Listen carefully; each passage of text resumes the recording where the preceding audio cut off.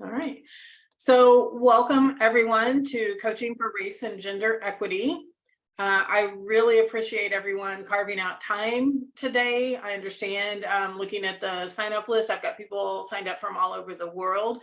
So I do want to say that I appreciate the people who are going out of their way to show up at late at night or early in the morning, whatever it may be. And also that I am presenting things from an American perspective. I've lived in the United States my entire life.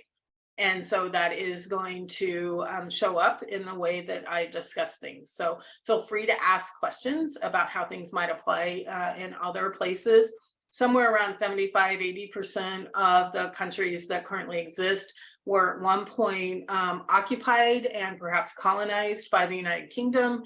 So a lot of the things that I talk about as they happen in America are the result of lingering effects of that colonization here. So you may or may not see some of those same things in other countries as well. So some of it's common, regardless of the racial or gender makeup of individual countries. So many countries were colonized by the UK that a lot of those things still show up as far as white supremacy or various other cultural characteristics. So, all right. I do want to say that today we're going to operate in the spirit of Gadugi. So I am a Cherokee and Delaware citizen, and the Cherokee language, or Salagi, is a syllabary. So that second set of characters you see there, you say Gadugi in English, and then you see each syllable represented in the Salagi syllabary. And Gadugi is a concept that means coming together as one and working towards a shared purpose. So I'm going to ask everybody today to operate with that concept. So really think about how community and being in a group, working together, helps break down some of those purity cultures of white supremacy and patriarchy that are so threaded throughout everything in our society. And that is how we work. And my experience with coaches is that we're very interested in relationships. And what I'm going to ask is that as you're building a container with your clients, you're building a container with your fellow coaches, you're building all these containers, that you think about having a really big container. And you think about all women, for example, trans women, non-binary feminine women, non-binary people who don't associate with being women at all. That you think about, for example, that bigger community as big as you can. When you think about any other aspect of race or gender, that you think about the biggest containers that you can think of. And whenever I do any sort of land acknowledgement or talk about Native issues, I do like to remind people that we are still here, despite attempts to erase Indigenous people from many countries. We are here. There's still a lot of oppression, but we still are loving, laughing, and thriving in the world. So more specifically for today, because this is a sensitive topic, I want to make sure that people are going to get past your defensiveness. So I'm going to answer questions. You can put questions in the chat. As long as we stay a fairly small group, people can unmute and ask questions. I may ask you to hold a thought until we get a little bit further along. And I really want you to think about, when you're asking a question, are you being defensive or are you truly being curious? And I want to ask you to stick with the curiosity. So there's a great TED Talk by Jay Smooth. And if you want a copy of the slides or a link to that, I'm happy to provide that. But he talks about racism in your teeth. And the concept is that if somebody comes up to you and says, you have spinach in your teeth, you don't say, but I brushed my teeth this morning, or I brush my teeth every day, therefore I can't have spinach in my teeth. What you say is, thank you for telling me I had spinach in my teeth. You remove it, and then you do what you can to not get spinach stuck in your teeth again. So think of racism the same way. You can't say, oh, yesterday I wasn't racist, or I didn't think I was being racist, or I don't see the spinach or the racism in my teeth. Say thank you for calling it out. And that applies to sexism, ableism, any of the other oppressive cultures as well. And so think about that when you're about to ask a question. Instead of saying, well, but I intended this great thing. You're telling me not to do this thing. I've been doing it for years. Don't tell me that's racist. Think about being curious about it and be willing to have that called out. And think about carrying that forward into your life and your work as a coach as well. I'm going to ask everybody to honor pronouns. There is no reason in the world not to honor somebody's identity. And if somebody tells you what their pronouns are, listen and use those pronouns. Think about the power dynamics and how we each use our own privilege, because we all have some ways that we have privilege or agency and some ways that we don't, and varying degrees of that. Just like we ask our coaching clients to do, create space for multiple truths. Again, focus on curiosity, listening to understand. So a lot of this is what we're taught as coaches, but too often when racism and sexism come up, we throw these things out the window. So I'm reminding us, because when we get into these tough topics, sometimes we forget our own core principles. And a lot of people say, but I had good intent. So notice the intent of the people around you and your own intent, and always take responsibility for impact. So that's for today, but that's also as you're being a coach. So I do want to say focus on our common goal, which is to be more equitable and to be an anti-racist coach. And I'm going to talk a little bit more about why I say anti-racist in particular when I said race and gender was the topic for today. All right, so a little bit more about me, and then we'll learn a little bit about all of you, giving some time for anybody who's joining at the last minute. So I am a cisgender white woman. For those of you who don't know, cisgender means I'm not trans, right? There's nothing mysterious about it. A lot of people say, well, I don't want that label. Well, if we only label people who are different from the norm, then we're still othering them. We're still creating harm for them. So whenever we give a label to a group that is in a minority or that tends to be oppressed and harmed a lot, we need to give a label for people who aren't that. Cis and trans are longstanding biology terms that have been around for centuries. And so cisgender merely means that I am not transgender. I'm a white woman. My pronouns are she, her. I am a citizen of the Delaware Tribe of Indians, Cherokee Nation, and the United States. And I left the tech industry after reporting harassment, and that is part of everything in my life. So as I'm talking, feel free in the chat. I really encourage you to put something about who you are, what's coming up for you, what's your identity, what's your career, what are the things that you really want me and the other people on this call to know about you. And especially when we're talking about race and gender here. So perhaps those are things that you might want to talk about. And I am a leadership coach for women in tech. So I'd love to see in the chat, people put in what motivates you to be here on this call today. What do you want out of this call? What makes you want to be an anti-racist coach? Anyone brave enough to start putting that in the chat?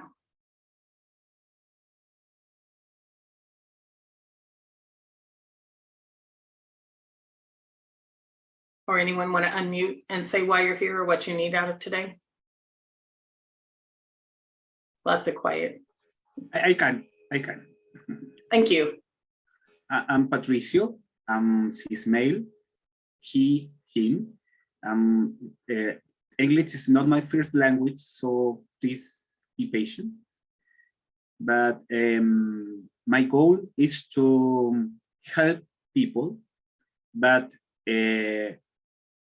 first understand his past, there are difficulties that I don't have, that I want to learn and be sensitive. That's my goal today.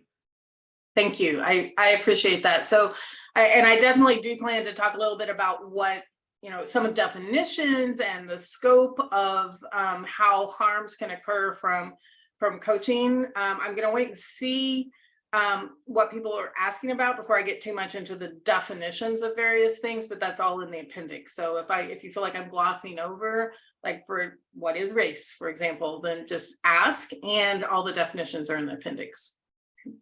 Anyone else want to either put in the chat or say out loud why you're here today or anything about your identity? I raised my hand, so I'll do it. Oh, okay, great. Okay, I'm Manal Kamlani. I'm in New York City. I identify as a cisgender female. My parents are from India. I am from the US. Big difference there. Some people don't understand. I identify as bisexual, and I'm very loud and proud about it. I think some people get very stressed when they hear that word, but that's something that's very important to me. My day job, or how I make money right now, is in advertising. I am a new coach. I am getting my ACC credential. I went through Coactive, and I'm also now going through Moving the Human Spirit trauma-informed coaching program. I'm an active member of the New York City chapter ICF for professional development, as well as diversity. And so you mentioned, Cindy, the harm being done in coaching. That's actually why I signed up for the trauma-informed certification. I think it was very important because it was done to me in a racial basis, but also not acknowledging my traumas and kind of skipping past it. And I wanted to make sure I was a better coach, and I want to continue the training that I need to make sure, even though I feel like I err on this side of safe, I still want to be better, and I want to have the tools to share since I am part of these committees. And my goal today is to learn more and connect with people so I can share. So thank you. Excellent. Thank you. Thank you so much for sharing. And those are all very important things, and trauma informed is very important. So that's definitely something we're going to touch on today, and talk a little bit about what that might look like and how that shows up in coaching. So, and let me know what else you want to know that I don't cover. And there are some comments in the chat as well, that anti-racism is essential to ICF. It's core to ICF's vision and being part of a thriving society. And then I have another comment here about intentionally learning about race and gender related to coaching. So thank you all for sharing that. And I know sometimes it is hard to speak up and re-share the pain of things that have happened to us. So I really, truly appreciate what everyone is sharing, and also just the bravery of showing up. So it is important.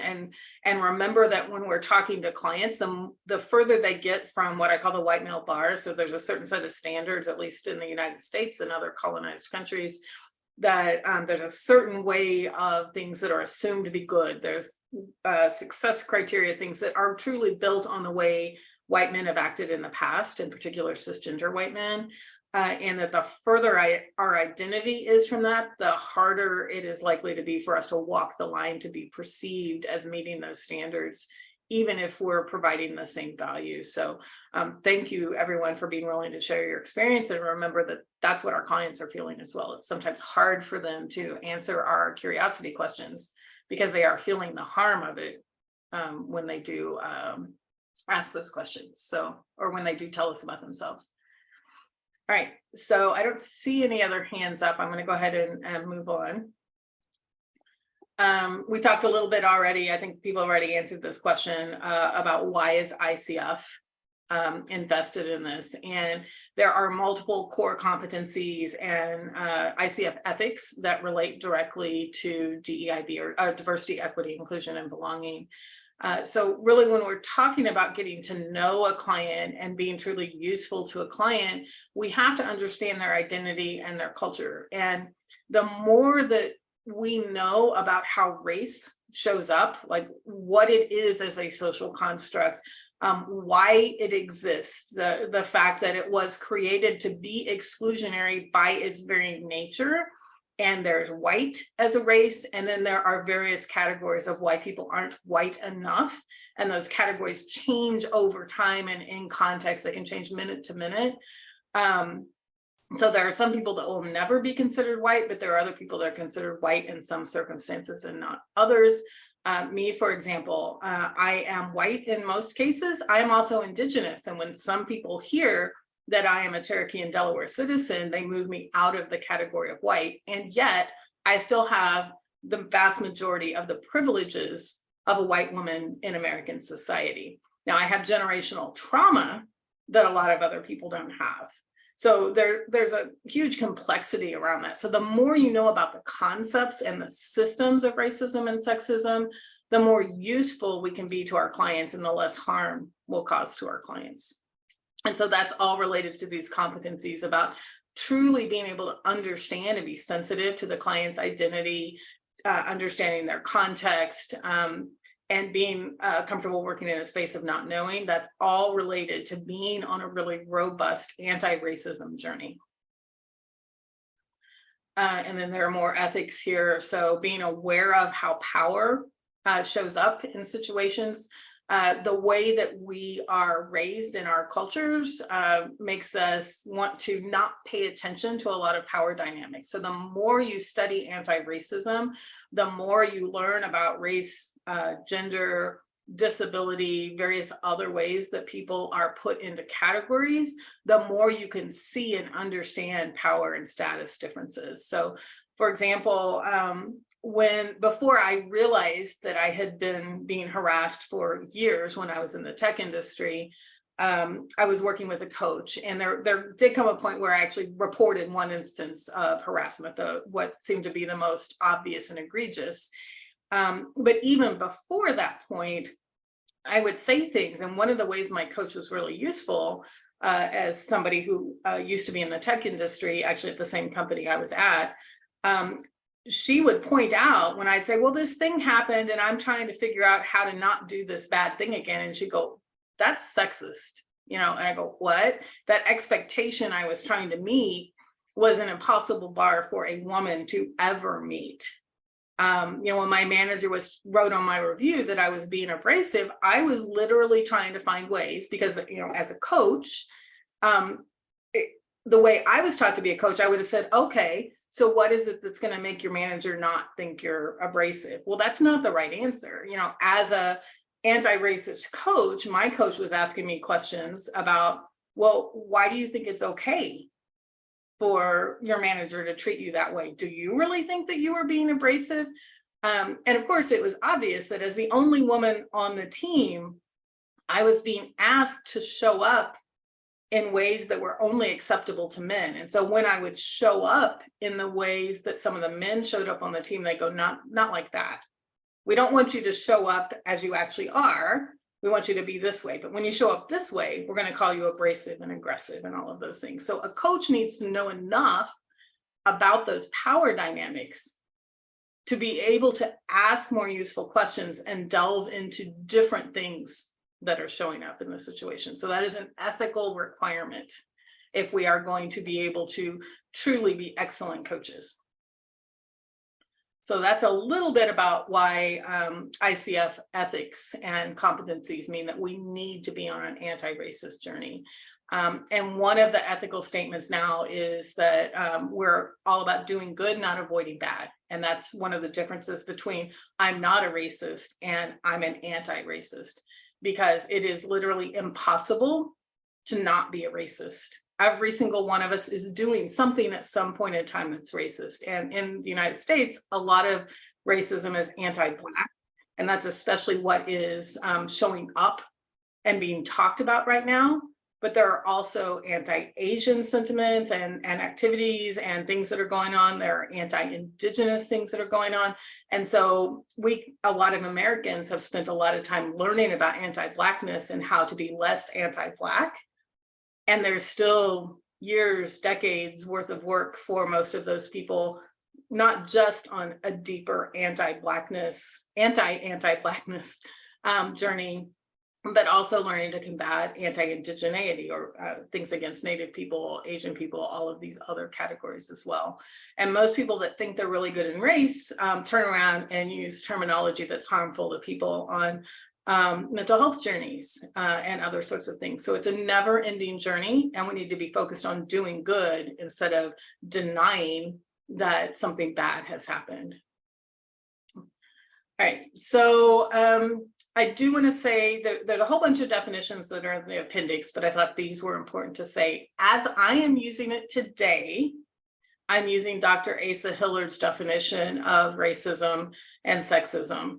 And so those are about the systemic unequal distribution of power and resources on the base of race and gender. And again, in the appendix, there's a fuller statement of his definition. So when we're talking about a system that we're stepping into, it always benefits white people and it always benefits men. So an individual person can uphold those regardless of our race and gender. The power and the resources always in those systems always goes to the people who already have the most power. So it just constantly redistributes power and resources up the chain. And the chain in the United States is white men are at the top. White women are pretty close to the top as well. So I have a lot of those benefits until I don't. All right. So Cindy, what is the source of, you have Dr. something behind your image. Dr. Asa Hilliard. Thank you so much. Sure. And there's a whole slide at the bottom with one of the excerpts of his longer definition of what this means. All right, so I've talked several times about DEIB, or diversity, equity, inclusion, and belonging. So I'm just going to spend a couple minutes on this. So diversity is often misunderstood and misused. So I have been told when I was still in the tech industry that I was a diversity hire, for example, because I'm a woman. Often we'd be looking at various people and I go, well, we're going to hire this person because they're a diversity hire. We need to have another Black person on the team. We need to have another Indian person on the team.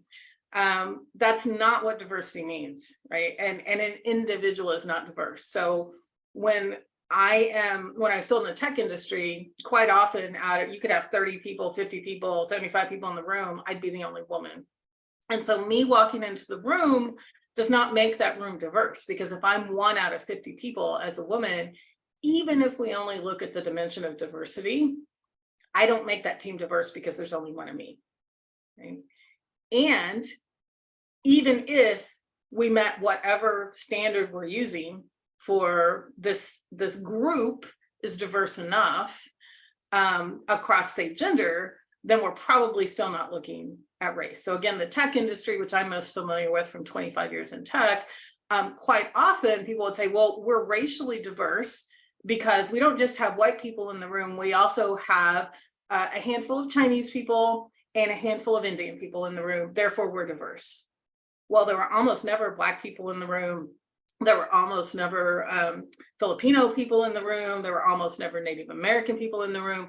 So it's only diverse within a certain set of categories. So that's what diversity means. It's a measure of how different the people in the group are. Equity is different than equality. So equality is everybody gets the same thing. Everybody goes for the same outcome. So everybody's trying to be the CEO, for example, and we'll give people, everybody gets the same 3 trainings. And if you don't make it, well, too bad, you weren't meant to be CEO. Equity is about finding out what people really want, what their needs are, and then helping to meet those needs.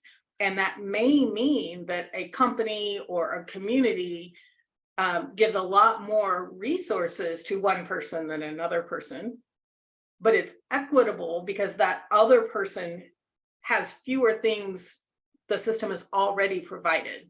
So if the system is denying rights or resources or power to a certain group of people, then whoever or whatever organization is trying to compensate for that or create equity is going to have to give more resources to the people who've been harmed in the past.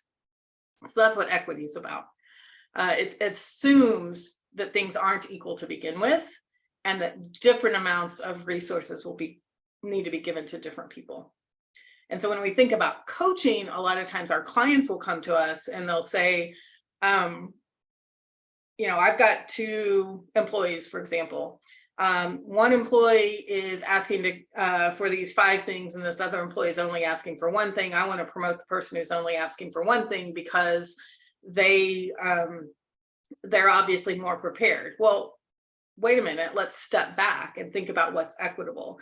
That person that needs 5 things, what got in their way, and what is your ethical obligation, and plus your duty to the company from a risk management perspective and a profit perspective to help that person who needs 5 things, because we know from a mountain of studies that racially and gender diverse companies way outperform monocultures. So if you have a group of people that's not diverse by whatever measures you're looking at, and a lot of the studies are done on either race or gender, or sometimes both, but usually one or the other, that these more diverse teams have higher return on investment, higher return on equity. They break out of groupthink, they're more innovative and creative, they develop more new projects. My own experience at Microsoft from talking to people was that teams that broke out of the mold of male-dominated thinking tended to deliver higher quality products on a shorter timeline, for example.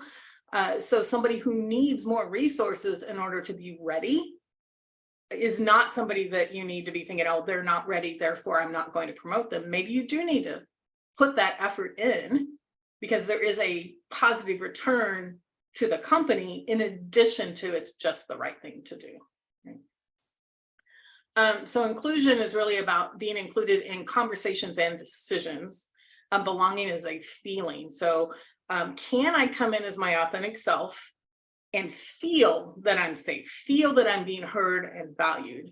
And quite often companies will say, well, we have a belonging culture, but they still want you to be inauthentic. So they're really not going for a belonging culture. Any questions on that?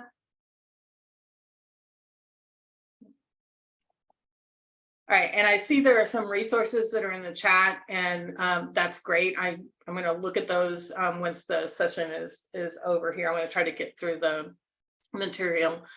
So I'm going to go through these pretty quickly. Stop me if you want me to spend more time on anything. So I had a client tell me, I can't find a coach who looks like me. You're the first white coach I've been able to trust. So she had for years been stuck in a series of jobs that weren't working for her. And she desperately wanted a coach. And every time she got up the energy to interview another coach, they disappointed her. They harmed her and she didn't hire them. And so she ended up not getting that clarity she was looking for. She ended up not getting what she needed for her own career and in order to be happy in her life, because coaches were getting in her way, because they were showing themselves to be unsafe. And so I have been on an anti-racism journey for a long time. I have done lots of work with women in tech, diversity in tech. Like, I can tell from my industry how it shows up differently than it shows up in American culture in general. And I'm very loud about it. And I also am very vulnerable, both in public and in sessions with clients, in a way that shows that I'm never going to doubt their lived experience. This client in particular, when she says that the country she's from, things are done this way, when she says that as somebody who's lived in this country forever, she can't relate to some things that other people from her country who are only here for a few years do, for example, I'm never going to question that experience. And what I get curious about is not, oh, tell me about your culture. It's more about, tell me what is getting in your way. What parts of that are working for you and not working for you. So I make myself vulnerable and I show in multiple ways that I'm safe. And I will never, ever question a client's lived experience just because it differs from mine. So going back to my own experiences, because of things that have happened, childhood with my dad, junior high and high school, as somebody that was sexually harassed. I did not know that terminology then, but from the time puberty started, and then the things that have happened to me in the tech industry, I feel very uncomfortable around men. And so I would never hire a male coach, for example. And that's okay.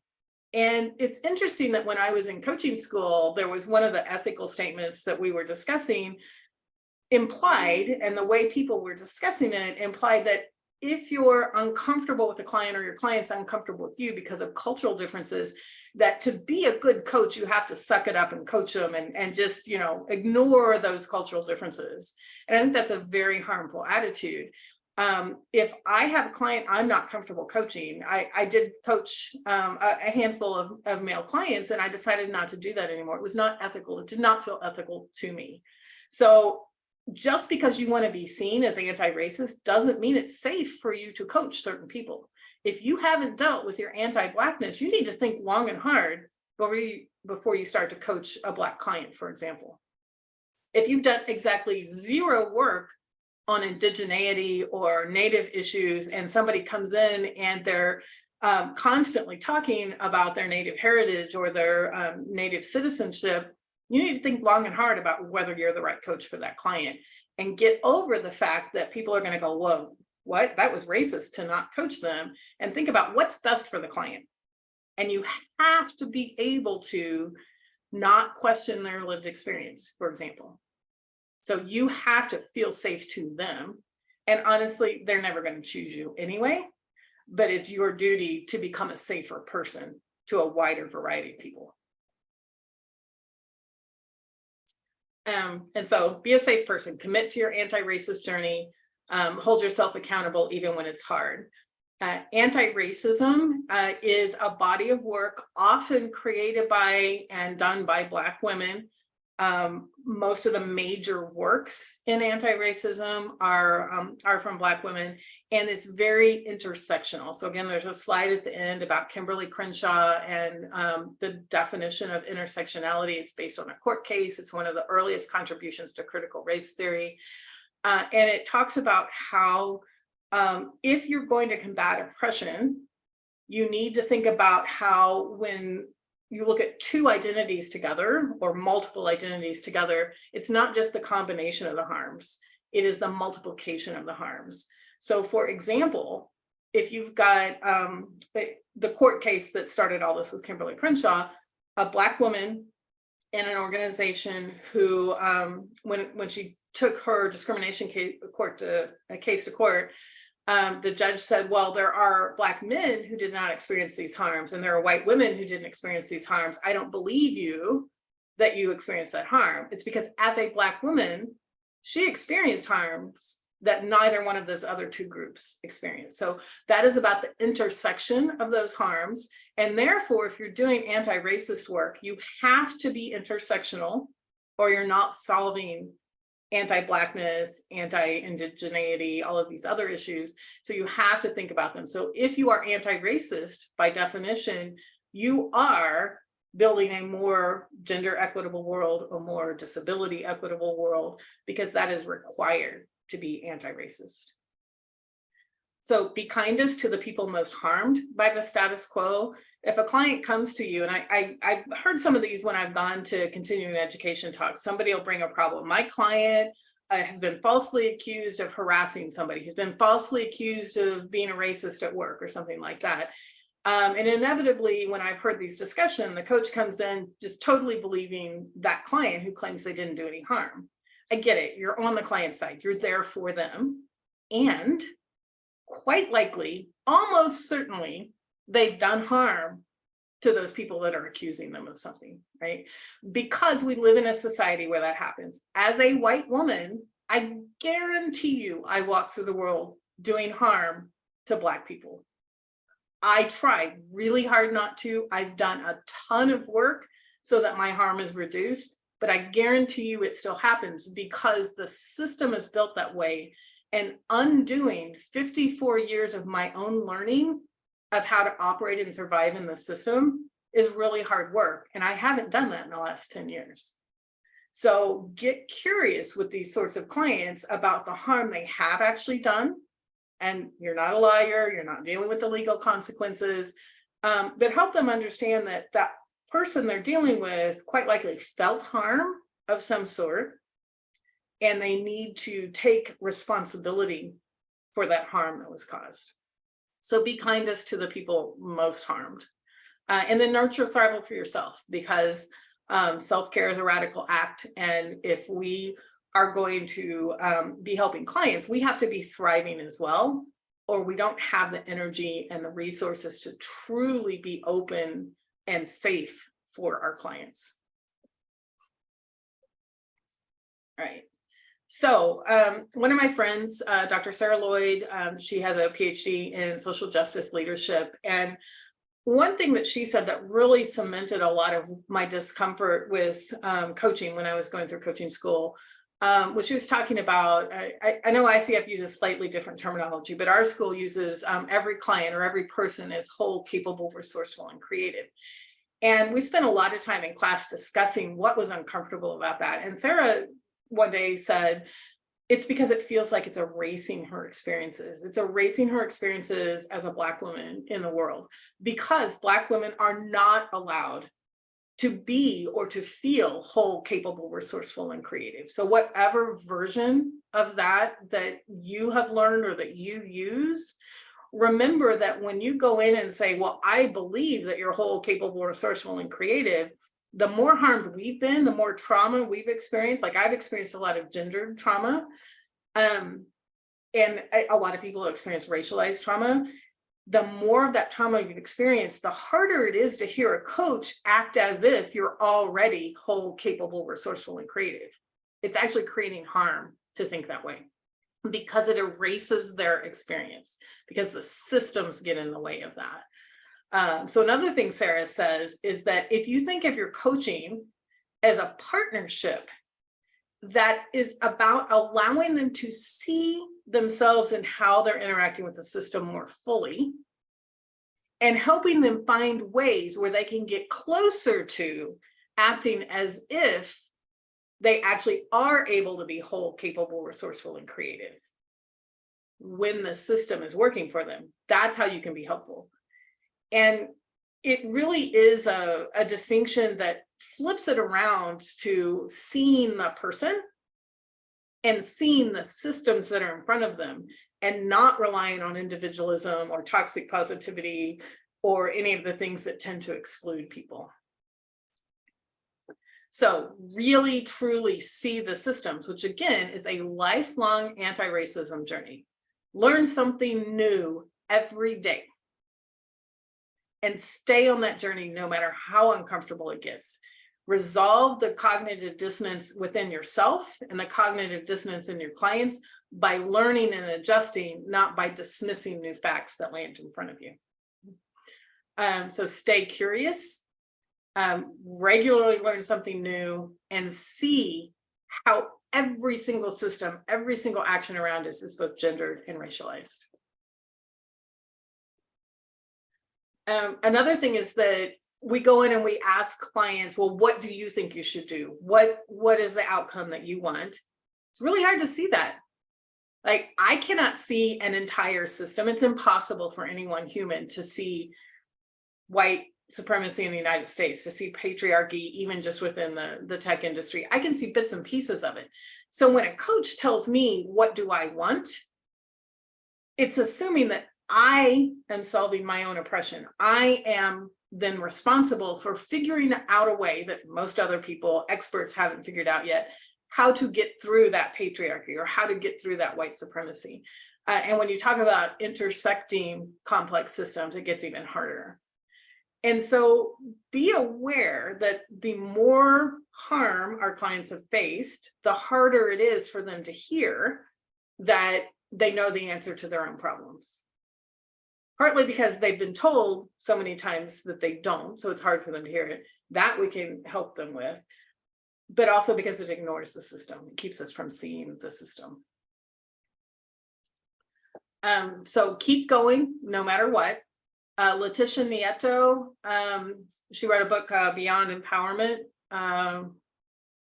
It was 4 words, but anyhow, Letitia Nieto talks about allyship as a skill, and I think this is a very valuable way to look at it. So, sorry, my asthma is pretty strong today. She talks about, most people say, I am an ally.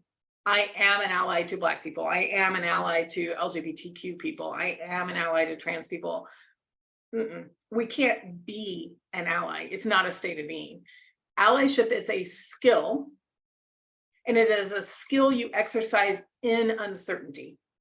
If there is a checklist and a given way to ask or to act, you no longer need to be an ally. When we're doing anti-racism work, quite often there is no right way.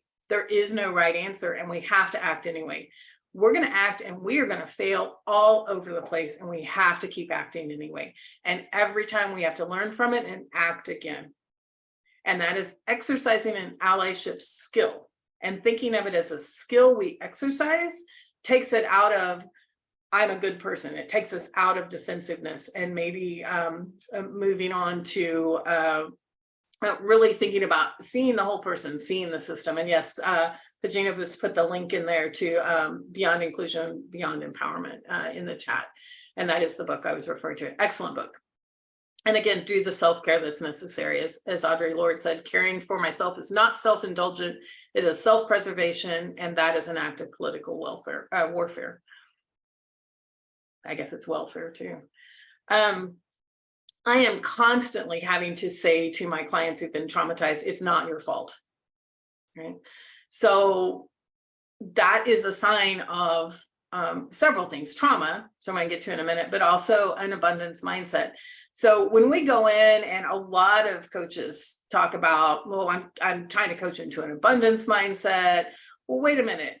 I can feel the scarcity that patriarchy leaves. I can feel the scarcity that sexism leaves. I can see, not necessarily feel, but I can see the scarcity due to racism and the scars it leaves behind. And so when we talk about gratitude journals and abundance mindsets and, you know, having a positivity focus, that hurts. It feels really harmful. It creates additional trauma, and it can open new wounds or reopen old wounds. And part of this is gaslighting. So if you're not familiar, there was a movie a long time ago that was based in a time before electricity. And so lights were done with gas lamps, and one person was manipulating another by turning those gas lamps up and down and denying that the light in the room had changed. So that's where the term gaslighting came from. And basically it's denying people's reality and convincing them that their own memories, their own thoughts, their own decision-making ability is wrong. And part of the harm is that once other people start gaslighting us, some of us start gaslighting ourselves. And a lot of the clients I have are in that stage. So that's why I have to say it's not your fault, because they've been conditioned or gaslit into thinking that everything is their fault.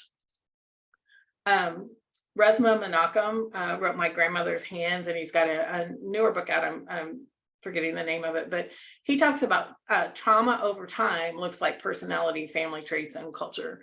And I think that's a really important concept to think about when somebody says, well, that's just the way I am. Well, that's not the way they have to be.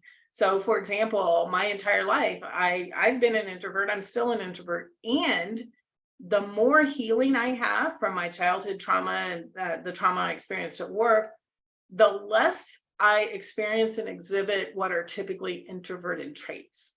I am still an introvert. It is still part of my personality. But a lot of my behaviors that I thought were my personality are now healed, and I no longer exhibit those behaviors because the trauma's healed. So it was not actually all part of my personality. So I feel this. It's just really a true statement that things we think are immutable, culture, family traits, and personality, are not necessarily that way. And I think about like Myers-Briggs, for example. Lots of people use Myers-Briggs or other personality tests. Myers-Briggs is explicitly built for white supremacy. That was one of the original purposes of that personality test. And a lot of personality tests do boil down to traits that are about a norm and deviation from a norm. And anything that talks about that is a purity culture, and purity cultures are always harmful. White supremacy is a purity culture. Patriarchy is a purity culture. And I'm rushing a little bit because we're about out of time. If you're interested in learning more, think about bullying and harassment as types of trauma. And while we often talk about sexual harassment or gendered harassment, we don't often talk about racial harassment. It is very common, perhaps, and quite likely more common than sexual harassment. If you talk to an HR person, they may even recognize that terminology, but you never see it in the trainings. You never, we don't talk about it as a culture. It causes harm. Also, my own experience was I did not report that one incident of harassment for a year after it happened. I told my manager, he came up with a list of reasons not to go to HR. It was a good year before I went to HR. And I was like, I don't know if this is harassment, and as soon as I told him if that actually happened, that was 100% harassment. Like I had underestimated what the company policy was on harassment. And sure enough, they found the person guilty of harassing me and my coworker. Nothing happened to him, which is part of the reason I left the industry. But Harassment is a combination of company policy and legal procedures.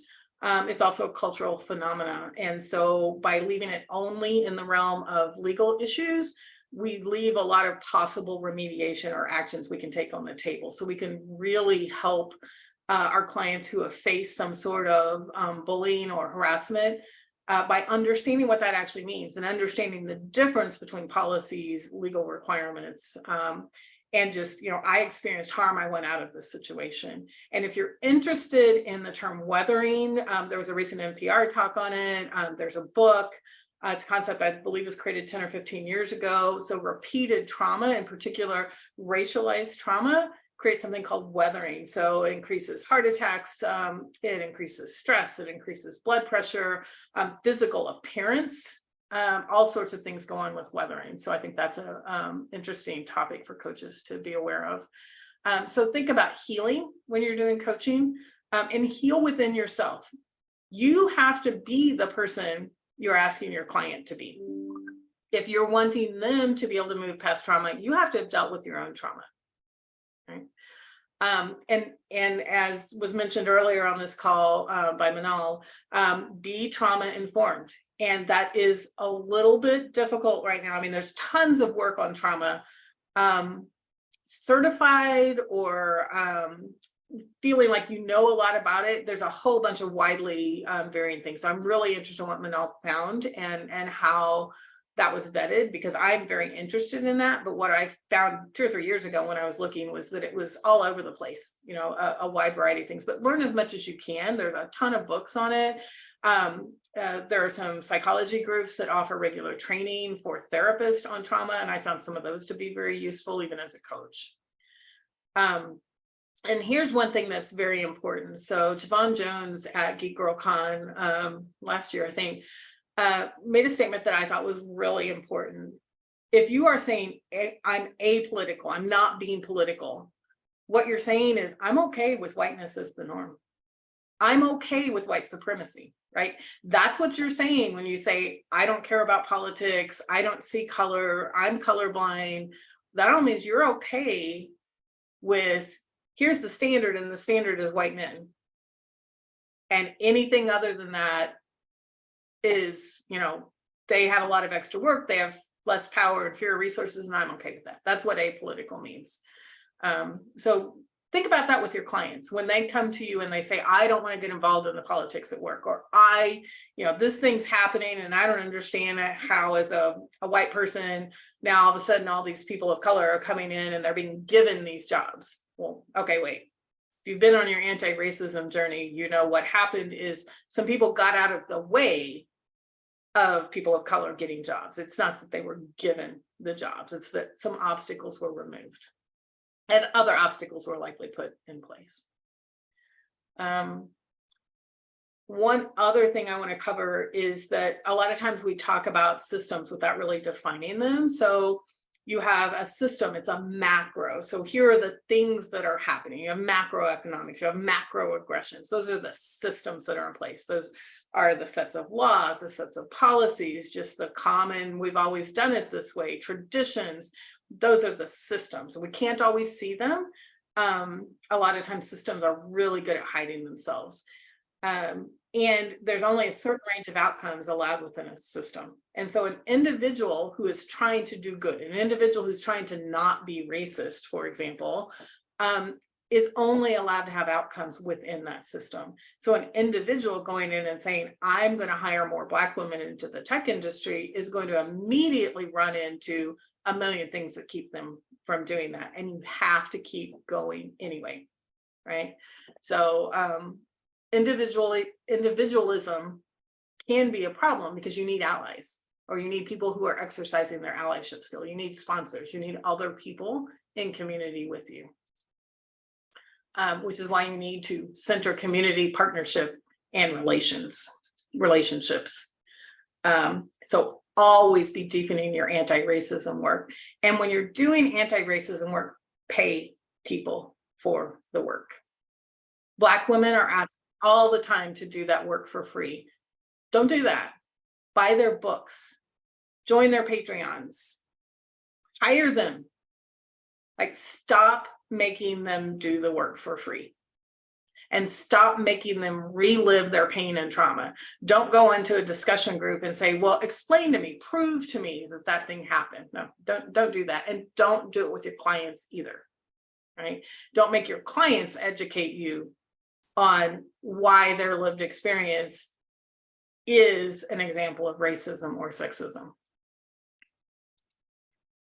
So I kind of touched on these things, so I'm just going to keep going here, but be kind over nice, and conscious wording choices. And I do have a couple slides on some specific words to use and avoid. I'm going to leave that to you. Feel free to ask me questions offline, but I want to leave time for questions, and I haven't had a chance to read most of what's in the chat. So let me just skip past those and go to reminding yourself of your why you're here, why the ICF cares. Go back and read the ICF ethics and competencies and find the ones that mean the most to you related to DEIB, create safety and healing, and be kind and curious. So thank you all for being here.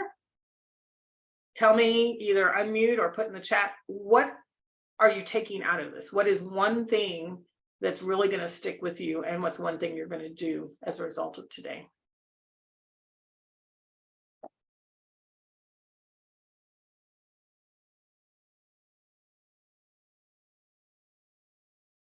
Y'all stayed this long. I know you have thoughts. So I see always learn. Thank you, Patricio. Who else?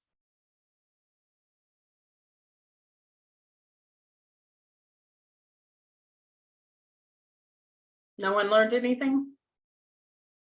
That's fine. Good reminders. Thank you.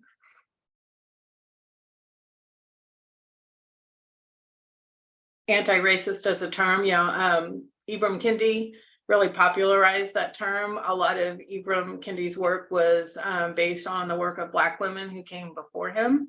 He's got a lot of the fame and the money from it, and well-deserved. He is great at pulling it all together, but in addition to reading his work, go back and look at Angela Davis and Audre Lorde and Bell Hooks and some of the Black women who really did the foundational work. Kimberly Crenshaw has the CRT, or the Critical Race Theory Summer School, every year. I've only been once. I really hope to be able to go again this year. Go and learn from the people who created the foundational work that a lot of the popular books right now are based on. All right, so I see self-awareness, curiosity, and continuous learning. Thank you all. Questions? We got about 5 minutes left. What questions do you have?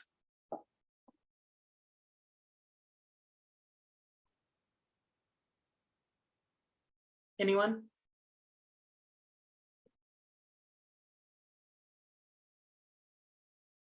Thank you for making time. I appreciate everyone being here. I know it's a lot to take in, and I went through it really fast. I always try to keep my presentations short, and they're always much longer than I think they're going to be. So thank you for staying here. And if you want to learn more, I'm happy to talk about what people need to know. I came into today not really knowing what level people would come in at or what resistance people might have. I was even prepared with, if somebody was going to argue with me that racism doesn't exist, your option was to pay me large sums of money per hour in a one-on-one conversation that I would then donate to the Lavender Rights Project, which is about Black trans people and empowering them in work and life. So I really don't know what y'all need to know, like what is of interest to you. And I would like to do more of these, but I want to make sure that that I'm filling the gaps that you all have. I think there's a question from Patricio. Patricio, what's up? Biggest moment of learning in my path? Let's see. I think just for me, a lot of it was when I went to I think it was a 10-week in-person session pre-COVID as a multiracial Black woman who had recently graduated with a therapy degree. And so she held a session for white women. And we went in, she taught us some things from Letitia Nieto's book, the Beyond Inclusion, Beyond Empowerment. And then we just had discussions, and we got to sit there and say things that I cringe at now. Even at the time, I kind of cringed at, but it was okay. That was the point. We got to go in and say, I don't see how that's racist, or I've been doing that for years. Help me understand why you're now saying that's racist. And it was just the space she held that let us build up to the point where we could say anything. One person was talking about issues with her adopted child, and they were different races, and just watching her understanding and her vulnerability as she learned how she had created harm for her own child, and then accepting that and moving out. So for me, that was my learning was around that moment of discomfort. I also helped teach adaptive leadership here in the Seattle area of Washington, United States. Leadership East Side is East King County. So Seattle's West King County, and the rest of the county is East Side. So Leadership East Side teaches adaptive community leadership. And one of the main things that involves is it's relationship building. It's thinking in terms of getting all the stakeholders in the room, but it's also a lot about sitting in your own discomfort.